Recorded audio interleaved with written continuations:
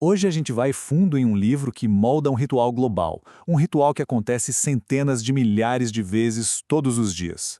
Já parou para pensar? Existe um roteiro oficial para mais de 300 mil apresentações diárias pelo mundo afora. É isso mesmo, um livro antigo que dita cada palavra, cada oração e cada gesto de uma das cerimônias mais difundidas na Terra. E esse livro tem nome, é o Missal Romano. Pense nele como o grande roteiro da missa católica.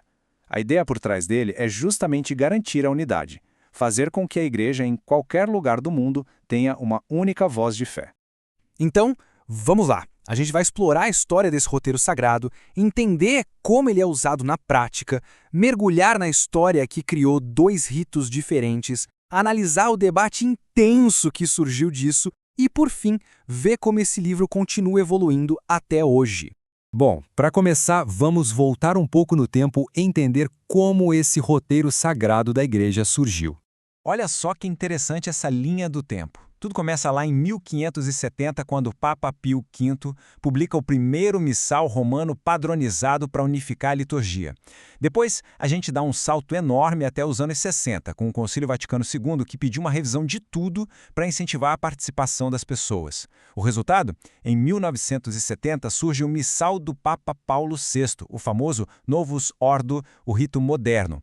E mais recentemente, em 2002, foi publicada a terceira edição oficial em latim, que serve de base para as traduções de hoje. Ok, mas na prática, como é que um padre ou qualquer pessoa que está acompanhando a celebração consegue usar um livro tão complexo? A chave é entender que ele tem duas seções principais. Uma é o ordinário, que é como se fosse o esqueleto da missa, a estrutura fixa que raramente muda, o Kyrie, o Glória, a oração eucarística. E a outra é o próprio, que, como o nome já diz, é próprio de cada dia. Ali estão as leituras, o evangelho e as orações que mudam todo santo dia. E a experiência de usar o missal é exatamente essa, um pula-pula guiado. Se começa no ordinário, na parte fixa, aí para a antífona de entrada, o celebrante vai lá para o próprio do dia, depois volta para o ordinário, para o Kyrie e para o Glória, em seguida pula de novo para o próprio, para a oração da coleta. É essa dança constante entre a estrutura fixa e os textos específicos do dia. E é aqui que a nossa história ganha um contorno mais dramático. Porque depois do Concílio Vaticano II, o Missal deixou de ser um livro único, unificado. O que aconteceu foi que surgiram duas formas bem distintas. De um lado, o rito tradicional, a famosa Missa Tridentina, que usa o Missal de 1962, de antes do concílio, e é celebrada quase sempre em latim.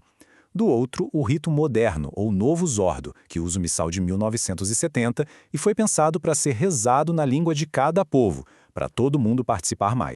Só que essa divergência nos textos não ficou só na prática, não. Ela acendeu um debate teológico muito profundo sobre a verdadeira natureza da missa. O centro do debate, apontado pelos críticos da Reforma, é uma mudança de foco. No rito tradicional, a ênfase é no sacrifício. A missa é a reapresentação do sacrifício de Cristo na cruz. Já no rito moderno, o foco se desloca para a refeição memorial. A missa é vista principalmente como uma reunião da comunidade para celebrar a memória do Senhor. E essa diferença teológica fica muito visível na celebração. No rito tradicional, o padre e o povo ficam virados para a mesma direção, um gesto que simboliza que todos estão voltados para Deus. A língua é o latim, vista como sagrada. No rito moderno, o padre fica de frente para o povo, ressaltando o aspecto comunitário, e a língua é local para facilitar a compreensão.